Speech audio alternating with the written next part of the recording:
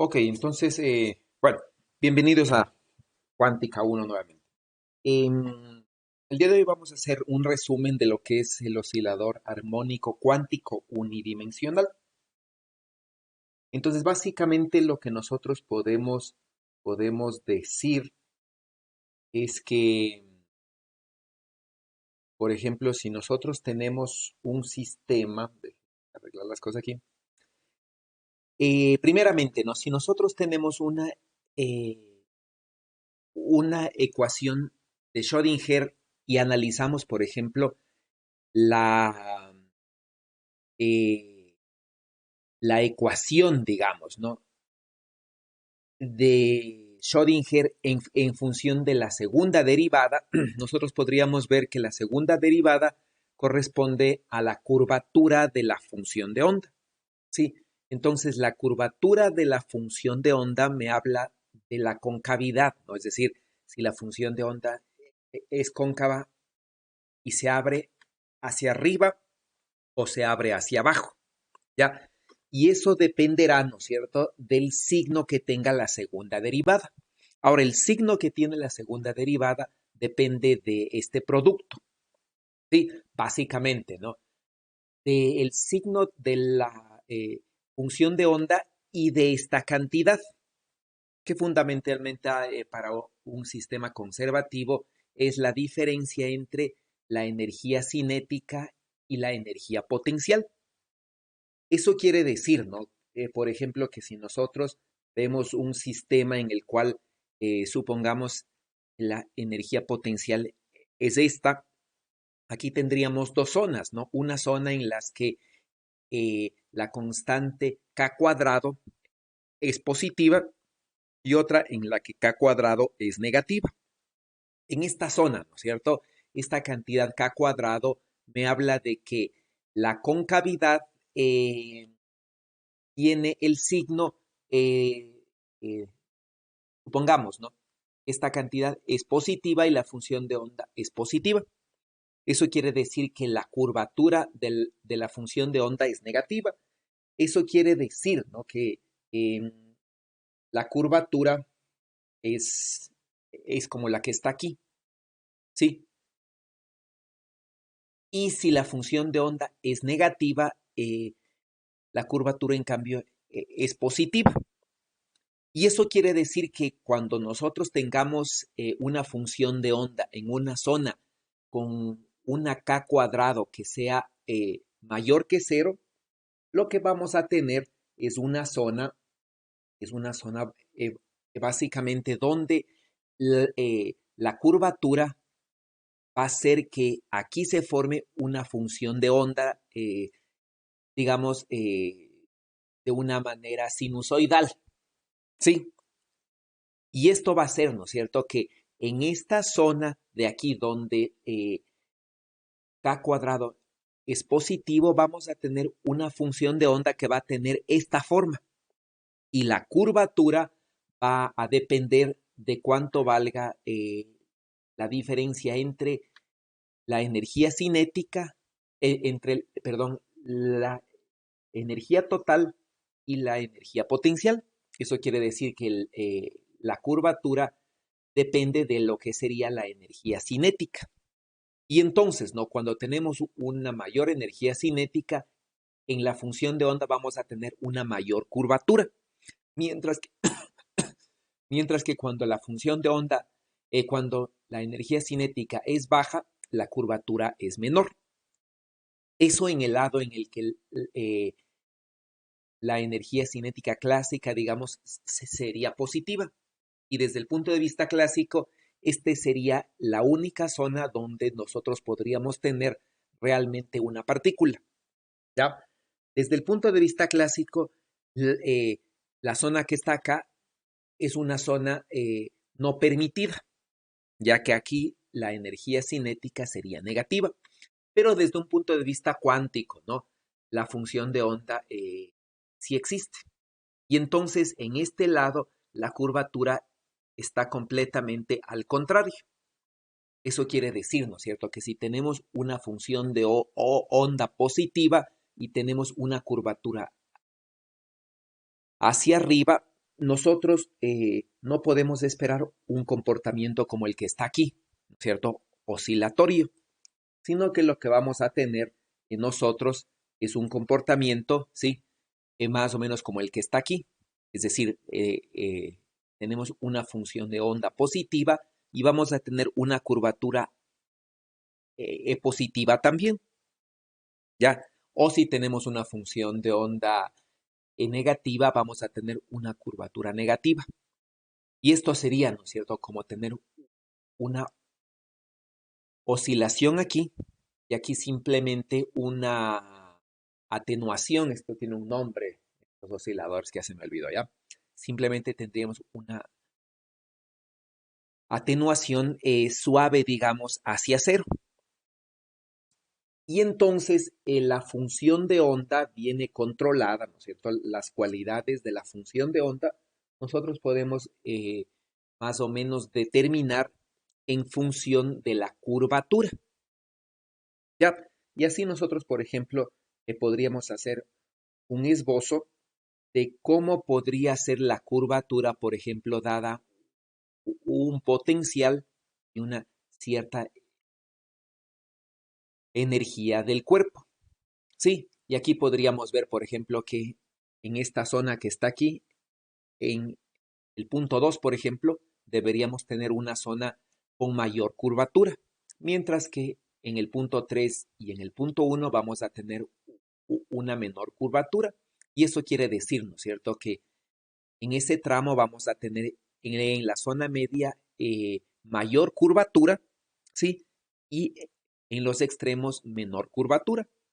Mientras que, por ejemplo, en esta zona que está aquí, vamos a tener, ¿no es cierto?, una función que va a decaer y va a depender del signo, ¿sí? Y entonces, ¿no?, en esta zona que está aquí, suponiendo que la función de onda en este punto C sea negativa, vamos a tener una curvatura negativa hacia abajo y vamos a tener una función de onda así, ¿no es cierto? Igual por este lado, por ejemplo. Y entonces nosotros podríamos determinar la forma de que debería tener una función de onda en eh, en la representación de coordenadas. Sí, eso por el lado de la curvatura, ¿no? Si nos vamos, por ejemplo, nosotros ahora al oscilador armónico, nosotros podríamos ver que, por ejemplo, si tenemos un oscilador como eh, un potencial cuadrático, como el que está aquí, desde el punto de vista clásico, nosotros simplemente vamos a ver que el movimiento de la partícula está restringido a la zona que está entre menos A y más A, que es la única zona en la cual la energía cinética es positiva, ¿ya? Y podríamos ver, ¿no es cierto?, que desde el punto de vista clásico, la velocidad en el punto medio es la mayor, mientras que en los extremos, en A exactamente, llega a ser cero. Eso quiere decir, ¿no es cierto?, que si vemos en función de la velocidad, el oscilador pasa más tiempo cerca de A y de menos A que en el medio. Eso quiere decir, ¿no es cierto?, que nosotros tendríamos más probabilidad de encontrar al oscilador en el punto donde pasa más tiempo y por lo tanto, ¿no?, la probabilidad va a ser mayor en los extremos, ¿ya? Y va a ser menor en el medio, ya que la probabilidad podríamos relacionarla con el tiempo que pasa la partícula en una cierta zona, ¿no? Es como que ustedes fueran o estuvieran buscando a un compañero y lo van a buscar en el punto más probable, ¿no? Y el punto más probable va a ser el punto donde pasa más tiempo, ¿sí? Básicamente, ¿no? Desde el punto de vista clásico, los valores energéticos del oscilador pueden ser cualquiera, incluyendo el cero. Eso quiere decir que la partícula, desde el punto de vista clásico, puede estar quieta aquí, en este punto, sin ningún problema. O puede tener una energía y puede tener la cual puede tener cualquier valor, entre 0 hasta el infinito. La única restricción que tenemos es que clásicamente la energía no puede ser negativa. Ya, eso sí no puede ser, ¿no es cierto? Entonces, desde un punto de vista clásico, nosotros podríamos determinar y decir la ecuación de movimiento va a estar relacionada con esta cantidad. ¿Ya? Y entonces nosotros podríamos ver, ¿no es cierto?, que desde el punto de vista clásico, el hamiltoniano de un oscilador simplemente se lo puede escribir así, como es un sistema cerrado, es básicamente, ¿no?, la energía cinética más la energía potencial del oscilador. Y fundamentalmente vamos a tener las dos ecuaciones de Hamilton, ya que nos dicen cómo evoluciona el oscilador en el tiempo. Integrando las ecuaciones que tenemos aquí, nosotros podemos ver que la posición y la cantidad de movimiento se van a relacionar de manera general, ¿no es cierto?, como una combinación lineal de senos y cosenos de la frecuencia propia del oscilador. Y aquí básicamente las condiciones iniciales pueden ser cualquiera, ¿no? Es decir, nosotros podríamos tener energía cinética cero y simplemente comenzar el movimiento al tiempo cero desde un cierto punto, ¿sí? Desde un cierto punto más A, sin ningún problema, ¿no? Entonces, clásicamente, esto es una condición inicial válida y el movimiento, desde el punto de vista clásico, varía sinusoidalmente con el tiempo. Eso es lo que vamos a ver, ¿no? Cuando nosotros construimos el oscilador desde el punto de vista cuántico, el operador hamiltoniano lo podemos crear o construir a partir del hamiltoniano clásico. ¿Sí? Y fundamentalmente nosotros podríamos tener, por ejemplo, el oscilador cuántico, ¿no? Donde básicamente, si nosotros hacemos una gráfica de la función de onda, lo que nosotros vamos a ver, ¿no?, es que en la zona intermedia vamos a tener una zona donde va a haber mayor curvatura. Eso quiere decir que va a ser que la longitud de onda en esta zona, ¿no es cierto?, va a ser más corta, digamos, ¿ya? Y como va a ser, como en esta zona clásicamente va a ir más lento, tiene que ser menos probable encontrar a la partícula en esta zona y por lo tanto su amplitud tiene que ser menor. Sí, por este lado, ¿cierto? Vamos a tener una menor curvatura, ¿ya?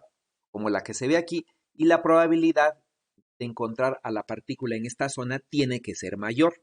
Entonces, su amplitud va a ser mayor. ¿Sí?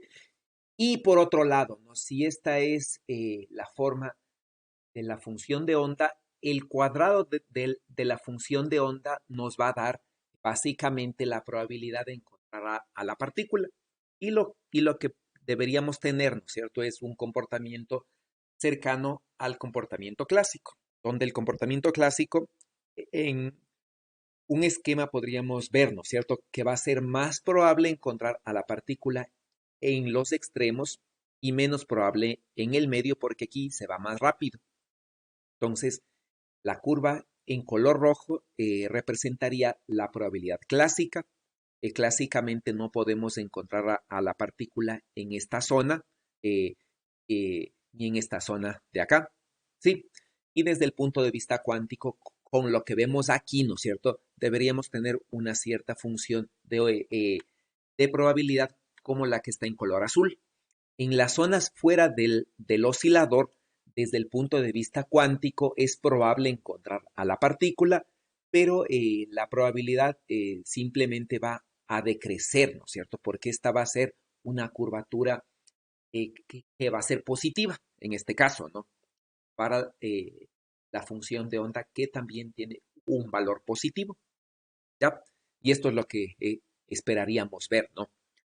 Desde el punto de vista de la ecuación de Schrödinger, la solución que nos da, ¿no es cierto?, es que la energía está cuantizada.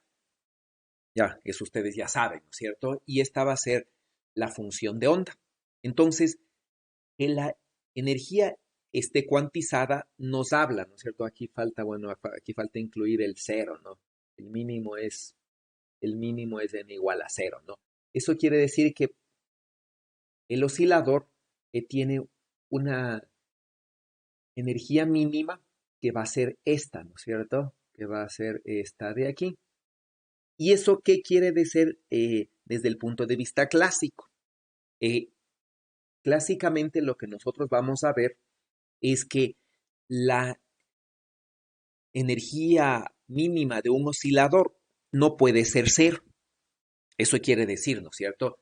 Que si nosotros, por ejemplo, tenemos una molécula, ¿sí? Que básicamente se va a comportar como un oscilador y bajamos la temperatura y llegamos al 0 Kelvin, en este 0 Kelvin eh, los átomos no van a estar quietos, ¿sí? Ya que cuánticamente es imposible, ¿no es cierto?, que un oscilador tenga energía cero.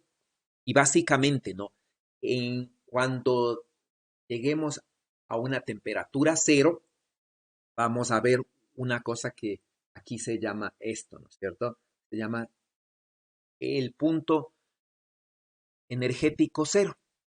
Eso quiere decir que hay un punto que no es cero, ¿ya? Que no tiene energía cero, inclusive a temperatura de 0 Kelvin, ¿ya? Y ese es este punto, ¿no? Y este punto es muy importante desde el punto de vista cuántico, ya, súper importante, ¿no? Porque me habla de cuál sería el comportamiento ideal de un sistema cuando estaría en condiciones ideales a 0 Kelvin, ¿ya? Y eso quiere decir, ¿no es cierto?, que la molécula no puede estar quieta, ¿sí? Inclusive a 0 Kelvin, ¿no? Entonces hay una cierta cantidad energética remanente que va a ser esta. Ya, eso desde un punto de vista cuántico, ¿no? Es obviamente muy diferente de lo que se ve clásicamente. Por otro lado, bueno, esto es esto de aquí, ¿no es cierto? Discutimos creo que después, más bien, ¿ya? Ahora, desde un punto de vista cuántico, entonces, la solución la vamos a realizar simplemente con operadores. Y nosotros no vamos a plantear la ecuación de Schrödinger en la representación de coordenadas ni momentos, sino que vamos a trabajar en el espacio funcional directamente, ¿no? Entonces, lo que vamos a hacer es más o menos algo como completar los cuadrados. Eso quiere decir, ¿no es cierto? Hacer esto como algo que sea como a más ib, digamos, por a menos ib. Y la multiplicación va a ser, ¿no es cierto?, básicamente a cuadrado más b cuadrado. Sí, es algo semejante a lo que vamos a hacer, pero con operadores. Y tomando en cuenta, ¿no?, que con escalares el producto a por b es igual a b por a, mientras que acá con operadores no, ¿no es cierto? Entonces simplemente lo que se hace es a esta suma de cuadrados se la trata de construir como la multiplicación de dos operadores que más o menos tengan esta forma, ¿no? Entonces, eh, lo que tenemos aquí se va a convertir el operador A más, digamos, y este de aquí el operador A. Y entonces, ¿no es cierto?, nosotros podríamos construir dos operadores que son estos de aquí, ¿ya? Y bueno, y aquí se define una cierta cantidad, ¿no?, que es esta cantidad beta, que luego va a ser importante, ¿no? Porque este beta que está aquí es este beta que aparece acá, ¿sí? Cuando se trabaja la representación de posiciones, ¿sí? Y se halla los polinomios, ¿no? Y entonces nosotros podemos construir estos dos operadores y ver, ¿no?, que el producto de estos dos operadores simplemente me van a dar esta cantidad. ¿Dónde? ¿No es cierto? Yo puedo despejar esto que tengo aquí y simplemente obtener esto, ¿no? Y decir entonces el hamiltoniano se puede escribir como el producto de dos operadores. Ya estos dos operadores hay que notar que no son hermíticos, pero su producto sí es hermítico. Ya entonces es, ¿no es cierto? El producto de estos dos operadores que no son hermíticos más un medio del operador identidad. ¿Ya? Y estos dos operadores son dos operadores que son adimensionales, ¿sí? Ya que todas las unidades están aquí, ¿sí? Y entonces nosotros podríamos ver, ¿no es cierto?, que así podríamos construir el operador hamiltoniano. Entonces, ¿cuál es la ventaja de construir estos de aquí? Sí, entonces simplemente, ¿no? Te dice lo que yo tengo aquí, el hamiltoniano que está acá, ¿sí? Lo voy a escribir, ¿no es cierto?, como una cierta cantidad constante, un escalar, por un operador que se va a llamar el operador número, el operador n, ¿ya? Y entonces, ¿no es cierto?, lo que podríamos ver primerito es que el hamiltoniano va a conmutar necesariamente con el operador número, ¿sí? Y se hace, y eso quiere decir, ¿no?, que nosotros vamos a tener un conjunto de vectores propios comunes al hamiltoniano y al, y al operador número, ¿ya? Y entonces, para hallar las propiedades, ¿ya?, del operador número, ¿no es cierto?, y para hallar los vectores propios, aquí lo que se hace es, se calcula el conmutador de el operador A y su adjunto, ¿sí? Y a partir de lo que tenemos aquí, ¿no es cierto? Como nosotros conocemos que el conmutador de la posición con la cantidad de movimiento es I por H barra, ya como nosotros conocemos este conmutador, básicamente nosotros podemos hacer el producto directamente de A por su adjunto y restarle, ¿no es cierto?, de el adjunto de A por A. Sí, y básicamente vamos a llegar a esto, ¿no? A establecer que lo que tenemos aquí es igual a la identidad. Y entonces nosotros vamos a construir de aquí dos igualdades, ¿no? Una que sería la que ven allí y la otra, obviamente, la que se puede escribir acá. Ya, que no es nada más que esto, ¿no? Que no es nada más que esto, ¿ya? Y entonces ustedes tienen, ¿no es cierto? O se tiene que aquí nosotros tenemos el operador número, ¿ya? Acá, ¿no es cierto? Tenemos el operador número, ¿ya? Y entonces nosotros podríamos ver, por ejemplo, qué sucede para un vector propio del operador número, ¿sí? Y entonces podríamos ver, ¿no es cierto?, que para un vector propio del operador número, nosotros podríamos tener primeramente, ¿no? Como este operador es un operador hermítico, esta cantidad n, de manera general, tiene que ser un número real. Es lo único que yo puedo decir de este n, ¿no? Aún no sé que es un número natural, ¿ya? Pero yo ya puedo calcular cuál es el conmutador entre el operador número y el operador a, ¿sí? Y me va a dar, ¿no es cierto?, que a partir de lo que tengo acá, sí, se puede demostrar, ¿no es cierto?, que este conmutador es simplemente menos a. Y entonces, ¿no?, yo puedo calcular cuál es el efecto de el operador a sobre un estado propio de n, ¿sí? Y entonces, ¿no?, aquí simplemente tengo que el operador número por a no es nada más, ¿no?, que el operador a por el operador número menos a. Y entonces, lo que tengo aquí, reemplazo acá y hago las operaciones y hallo esto de aquí, ¿ya?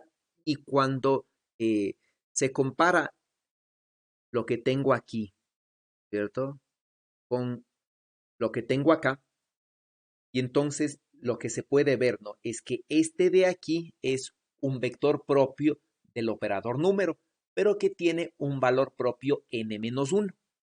Eso quiere decir, ¿no?, que como este es un operador hermítico en un espacio unidimensional, lo que tenemos aquí es un espacio que tiene dimensión 1.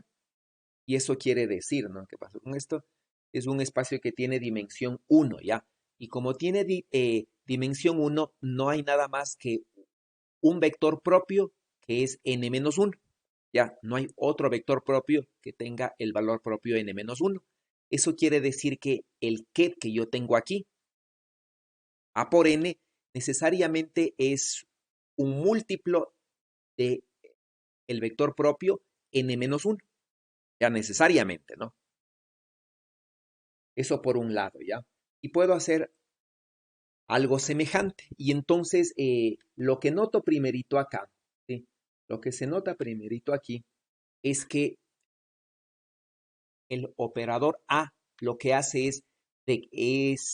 transforma un vector propio de con valor propio n a un vector propio con valor propio n-1. Ya eso quiere decir que hace descender o que, o bueno, o como lo que está aquí, aniquila, se llama, ¿no? Eso quiere decir, ¿ya? Que si nosotros vamos a ver el oscilador, figura, nosotros vemos el oscilador, pongámosle aquí. Y nosotros tenemos el oscilador, ¿no es cierto? Y estamos en un nivel por aquí, por ejemplo. Sí, cuando nosotros al estado que está aquí le operamos con el operador A, simplemente lo que va a suceder es que vamos a bajar, ¿sí? Y vamos a irnos al estado n-1. Y entonces, en este sentido, es un operador de aniquilación o descenso, ¿ya? En este sentido, ¿no es cierto? Por un lado, ¿ya? Por otro lado, nosotros podemos ver que hacemos algo semejante con el operador de creación, ¿ya? Con el otro, ¿sí? Vamos a ver que el conmutador es este, ¿no? Y de aquí, idénticamente, nosotros podríamos ver que eh, esto, ¿no es cierto? Y aquí simplemente vamos a tener esto, ¿ya? Y entonces, ¿no? Lo que vemos es que si hacemos algo semejante, lo que nosotros vamos a ver es que el operador creación, ¿sí?, sube un nivel al estado n, ¿sí? Entonces, subimos en un nivel y lo que nos faltaría determinar es cuánto vale esta cantidad beta que está aquí, ¿ya? ¿Sí? Y entonces lo que nosotros sabemos es eso, ¿no? Eso quiere decir que si nosotros ya tenemos el hamiltoniano, ¿sí? El hamiltoniano, ¿no es cierto? Como nosotros conocemos que el hamiltoniano y el operador número conmutan, ya básicamente estos de aquí tienen que ser también los vectores propios del hamiltoniano, ¿sí? Y eso quiere decir, ¿no es cierto?, que ya podríamos tener los valores propios. Y por ahora lo único que sabemos es que los diferentes niveles eh, están separados energéticamente simplemente por la constante de Planck, por la frecuencia. Y este n que está aquí hasta ahora es un número real. ¿Sí? Aún no sabemos que es un número natural, simplemente sabemos que es un número real, ¿ya? ¿Cómo sabemos que este de aquí es un número natural? Primeramente, ¿no es cierto? Nosotros podríamos sacar el valor esperado del hamiltoniano, ¿sí? Y deberíamos tener, ¿no es cierto?, que el valor esperado del hamiltoniano debería tener una correspondencia con el sistema clásico, ¿ya? Y como clásicamente eh, la menor energía es cero, quiere decir, ¿no es cierto?, que clásicamente no podemos irnos a una cantidad que sea menor que cero. Eso quiere decir que por ahora tenemos una cota para este valor, ¿no es cierto? Que tiene que ser mayor que menos uno. Sí, cualquier entero mayor que menos uno y de ahí sube de uno en uno. ¿Ya? Los estados propios. ¿Sí? Y entonces, ¿no es cierto? Nosotros podríamos irnos y decir entonces, clásicamente, ¿ya? Clásicamente yo no puedo bajarme de n menos un medio. Eso quiere decir, ¿no? Que si yo estoy en el nivel más bajo, cualquiera que sea ese nivel, ¿no es cierto? Si yo estoy allí, sí, digamos que este sea justamente menos un medio, supongamos que sea el más bajo, ¿ya? Si yo hago, eh, si yo aplico el operador de aniquilación, teóricamente yo voy a ir a un estado inferior, ¿no es cierto? Al estado n0 menos un medio. Pero yo ya no puedo irme a un estado inferior porque clásicamente ya no tendría una correspondencia. ¿Ya? Y eso quiere decir que yo del estado menor no puedo irme más abajo, ya no hay otro estado, ¿sí? Y eso quiere decir que yo aplico el operador de aniquilación sobre el menor estado, sí, básicamente este tiene que darme cero para que ya no haya un estado menor, ¿ya? Y por otro lado, ¿no es cierto? Eso quiere decir que si yo a este de aquí le vuelvo a multiplicar por el operador de creación, sí, cualquier cosa por cero sigue siendo cero. Y eso quiere decir, ¿no es cierto?, que yo voy a tener esta cantidad. Y entonces, esto que está aquí es el operador número. Y obviamente, ¿no? El operador número sobre un vector propio se supone que debe ser igual al valor propio de el vector propio. ¿Y cómo, no es cierto? El vector propio es diferente de cero. La única posibilidad que yo tengo es que el que está aquí sea cero. ¿Ya? Entonces, el valor propio eh, menor que yo tengo es cero. Y obviamente cero cumple con esta condición, que necesariamente es mayor que un medio. Y entonces, ¿no es cierto?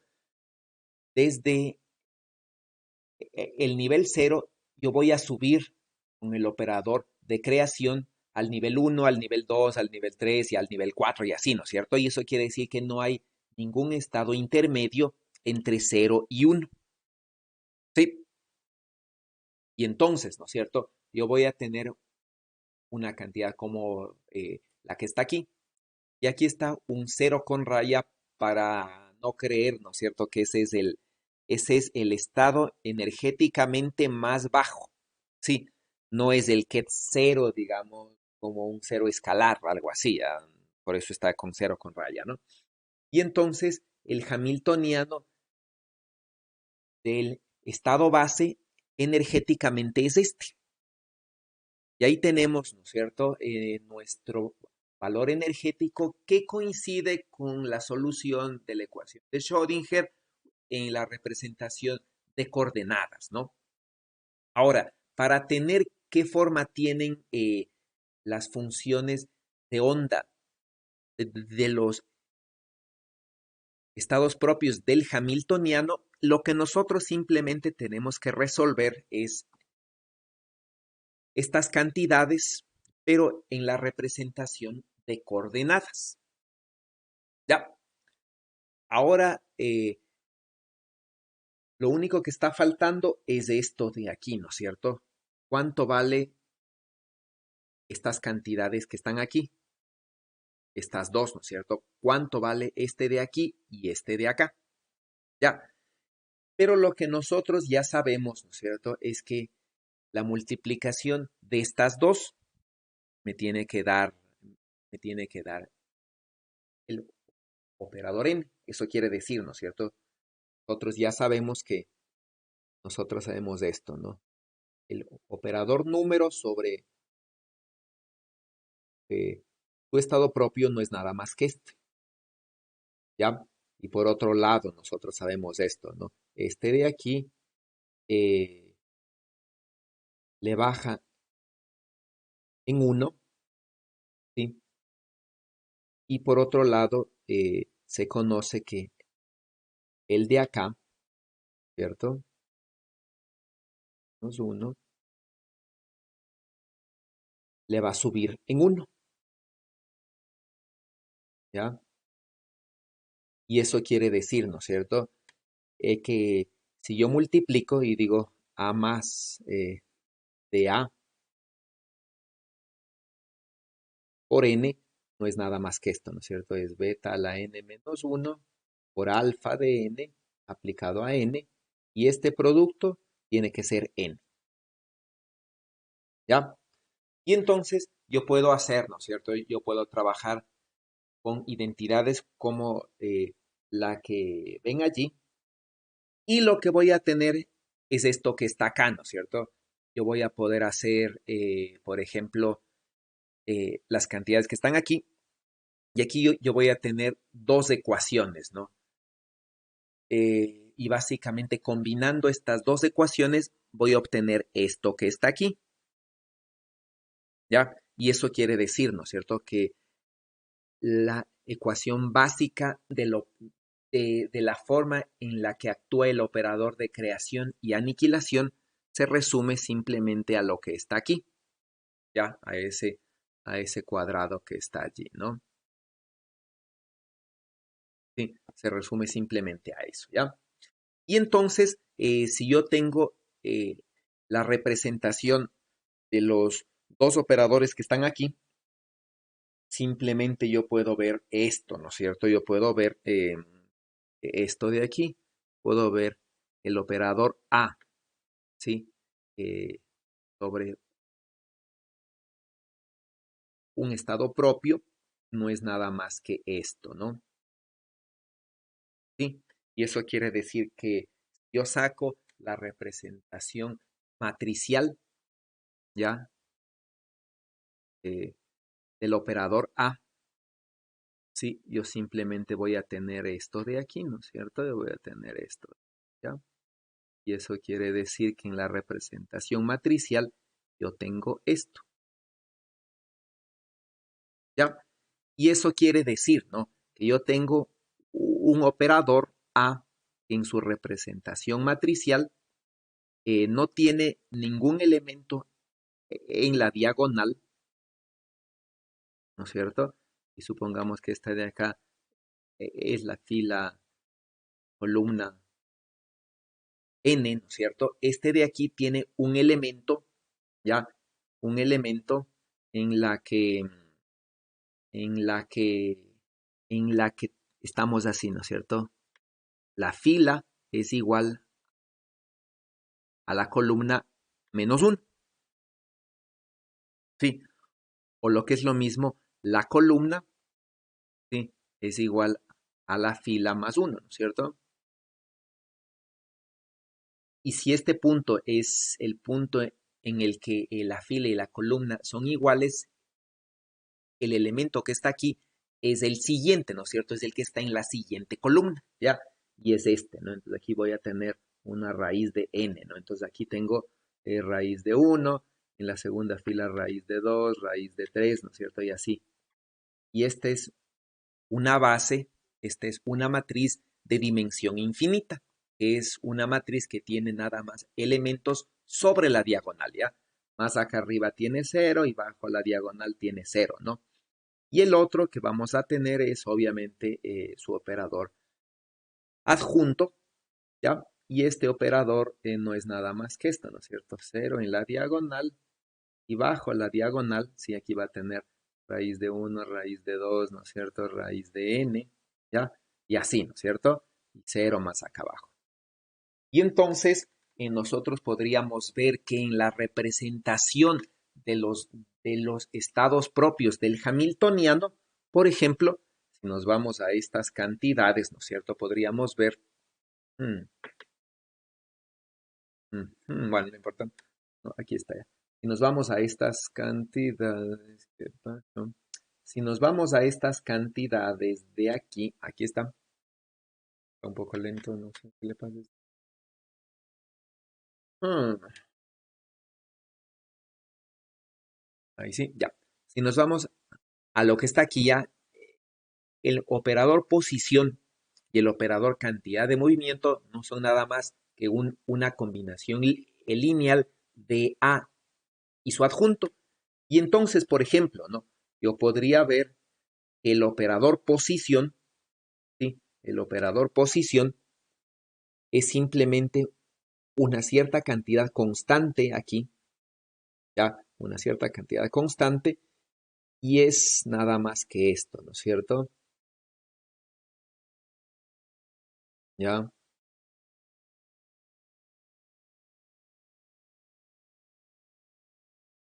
sí, y tiene más o menos una forma como está aquí, ¿ya? Sí, y cero sobre la diagonal y cero bajo la diagonal,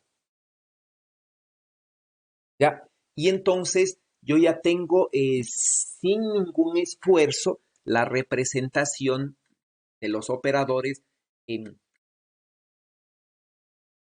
posición y cantidad de movimiento en la representación de los vectores propios del Hamiltoniano, ¿sí? Y no he tenido que resolver ninguna de las ecuaciones como se hace en la resolución del operador cuántico en la representación de coordenadas al resolver la ecuación de Schrödinger.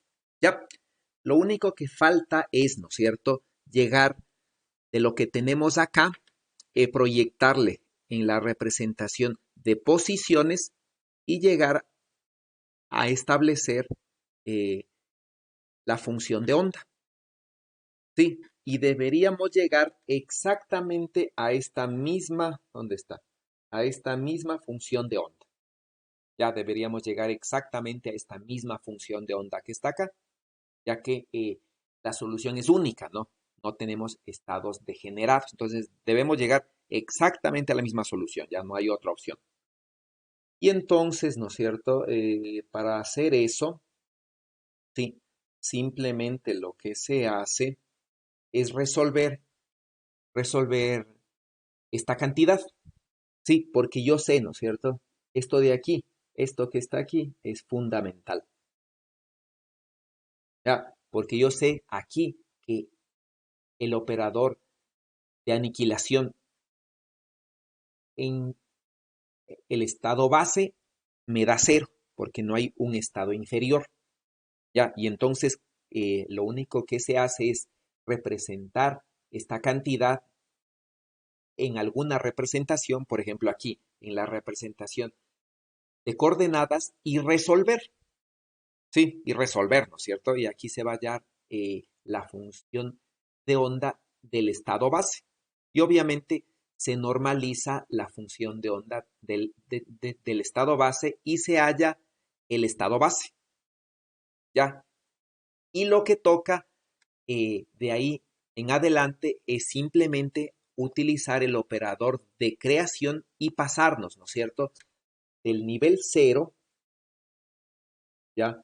Del nivel cero nos vamos a pasar al nivel uno, ¿cierto? Y de ahí otra vez hacemos algo igual y nos vamos a pasar al nivel 2 y así, ¿no es cierto? Y aquí entonces simplemente lo que vamos a hacer es a utilizar el operador de creación en la representación de coordenadas. Y el operador de creación en la representación de coordenadas es súper fácil, ¿no es cierto? Porque nosotros podríamos ver y decir el operador de creación, ¿ya? Que no es nada más que esta constante, ¿no? ¿Ya? Omega cero, así es, ¿no? ¿Verdad? Sí. En la representación de coordenadas, ¿sí? Este es a más, ¿no? Esta es creación. En la representación de coordenadas es fácil, ¿no es cierto? Porque simplemente esto se hace X, ¿ya? Y el P, recuerden, ¿no es cierto? El P en la representación de coordenadas no es nada esto, ¿no? ¿ya? Y entonces aquí se hace menos h barra sobre m0 de la derivada con respecto de x. ¿Ya? Y ya está resuelto, ¿no es cierto? Porque ya tenemos la función de onda del estado cero. Aquí ya tenemos, ¿no es cierto? Ya tenemos esta cantidad que está acá. Sí, ya tenemos. ¿Sí? Y entonces aquí vamos a encontrar, aquí simplemente, ¿no es cierto? Este es el estado n más 1, es decir, en este caso el estado sería 0 más 1, pongámosle aquí, por la función de onda del estado 1. Y así automáticamente ya encontramos, y estas de aquí, como esta de acá está normalizada, esta de aquí automáticamente también está normalizada. Ya no tengo que renormalizar, porque este de aquí, ¿no es cierto? Cuando nosotros hallamos y dijimos esto de aquí, ya ahí automáticamente la cantidad que está aquí se está encargando de que este de aquí ya tenga norma 1, ¿no? Que todo este de aquí tenga norma 1, ¿ya? Es decir, este tenga norma 1, ¿ya? Sí. Y entonces ahí simplemente nosotros podemos utilizar el operador de creación una y otra vez y encontrar los niveles superiores. Y así, por ejemplo, es como nosotros encontramos el nivel 1, ¿sí? Y el nivel 2, el nivel 3 y el nivel 4, ¿no es cierto? Y mediante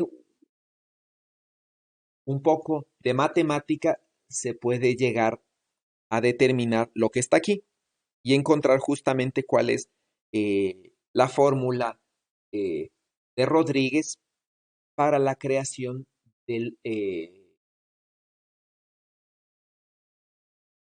la función polinomial que tenemos acá, ¿no es cierto? Sí, automáticamente, ¿ya? Y cómo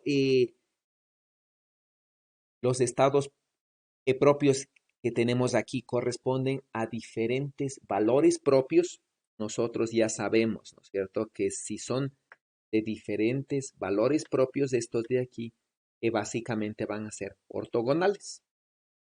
Y entonces estas de aquí automáticamente tienen que ser ortogonales y corresponden a diferente nivel n.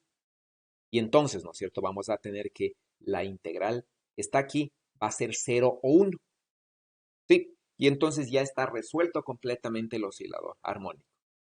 ¿Ya? Y no hemos utilizado para nada ninguna de las herramientas que se utilizan y que parecen tan complicadas cuando se resuelve el oscilador en la representación de coordenadas y se hace una resolución por series.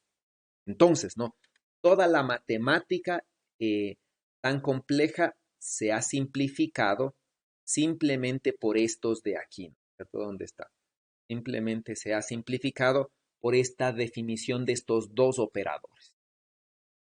Ya, y entonces, matemáticamente así se definen los operadores, pero lo que interesa aquí, más allá de la parte matemática, es la idea, ¿no? Eso quiere decir que yo puedo tener operadores de creación y aniquilación en un problema que no sea el oscilador.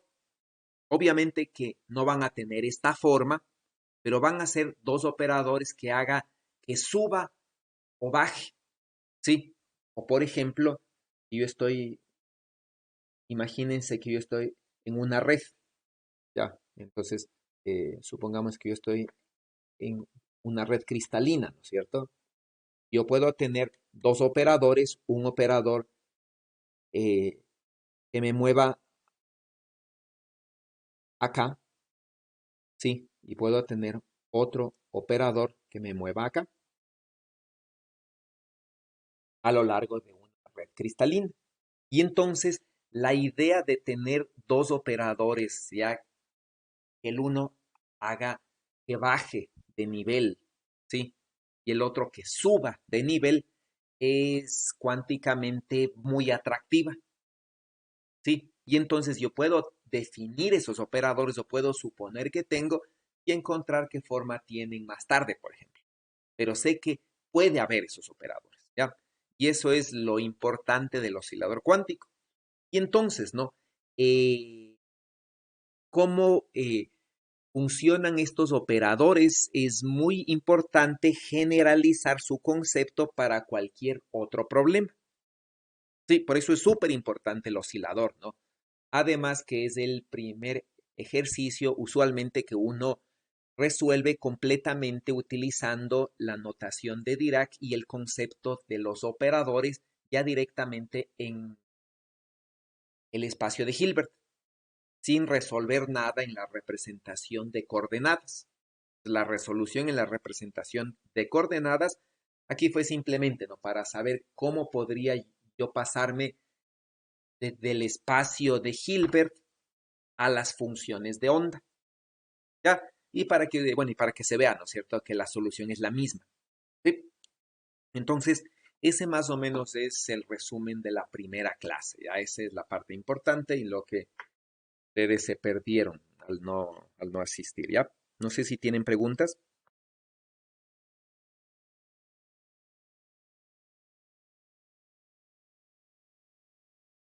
¿No hay preguntas?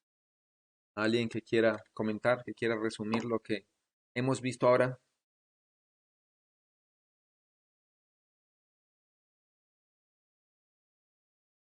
¿Nadie? ¿Nadie se atreve? ¿Alguien? O sea, básicamente los operadores de creación y aniquilación eh, ya se pueden resolver problemas fácil. Y ya comenzó alto el volumen y de ahí se me bajó, Valeria, la última parte no le oí. Que por la forma que tiene, o sea, por el hamiltoniano se puede escribir en función de estos operadores, entonces se puede resolver eh, problemas que antes eran demasiado complicados de una forma más fácil. Ya, muy bien, ese es un buen comentario, sí. Entonces, obviamente la matemática ustedes la estamos absorbiendo porque estamos utilizando una matemática más compleja, ¿no? Que aquí transparenta, digamos, la solución, ¿ya? Pero sí, realmente es por, obviamente, toda una base matemática mucho más compleja. ¿Alguien más quiere decir algo? Si no, ya podríamos finalizar ahí por ahora, ¿ya? Entonces, eso es la parte importante que más o menos tenían que saber, ¿ok? Sí, si no hay preguntas, esa es la base, ¿no? Entonces, esto es lo importante, ¿sí? De ahí, desde el punto de vista más operativo, obviamente tenemos que saber estas dos ecuaciones porque aquí están los dos operadores más importantes, ¿no es cierto? Usualmente el operador posición, cantidad de movimiento, sí, por ahora que se han vuelto los más importantes, ¿no? Entonces, despejando, sí, es decir, básicamente con la ecuación que tenemos acá y con la que tenemos acá es con la que vamos a trabajar, ¿no? Cuando necesitemos trabajar algo con el operador P o X para el oscilador armónico, ¿ya? Entonces, eso complementado a la clase del miércoles, ¿sí? La clase 26, entonces ya más o menos hace una idea general de cómo funciona la resolución algebraica, ¿sí? La resolución con operadores del oscilador armónico, ¿ok? Y estas ideas de tener estos operadores, ¿no es cierto? Y estas ideas de poder factorar, digamos, ¿no? O de poder factorar así ya con estos operadores del hamiltoniano, son súper atractivas y se volverán a usar en diferentes ejercicios, ¿ok? Bueno, entonces si no hay preguntas, quedamos ahí. Muchas gracias por atender, que es más fácil así dar una clase. Ya, profe, gracias. Gracias, profe. Así que hasta luego. Hasta luego, profe.